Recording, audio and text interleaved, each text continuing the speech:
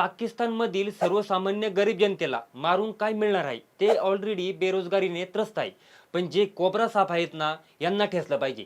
सापाही मरेल आणि काठी तुटणार नाही. पहलगाममध्ये मोठा दहशतवादी हल्ला झाला. या हल्ल्यानंतर भारतानं पाकिस्तानवर मोठी कारवाई करत पाकिस्तानच्या मुसक्या आवळल्या. त्यामध्ये पहिली गोष्ट, भारतानं सिंधू नदी कराराला स्थगिती दिली. दुसरी गोष्ट, अटारी बॉर्डर देखील बंद करण्यात आली. तसेच पाकिस्तानी नागरिकांचा व्हिसा रद्द करण्यात आला. त्यामुळे पाकिस्तानचा चांगला जळफळाट झाला. पाकिस्तानच्या पंतप्रधानापासून ते लष्कर प्रमुख भारताला युद्धाच्या पोकळ धमक्या देत होते.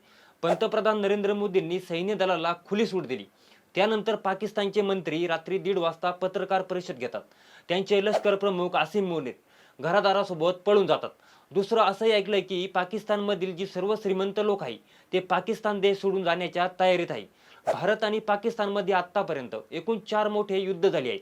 प्रत्येक युद्धात पाकिस्तानला पराभवच पत्करावा लागलाय.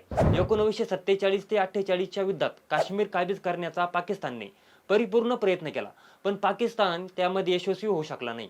1965च्या युद्धातही त्यांचा पराभव झाला.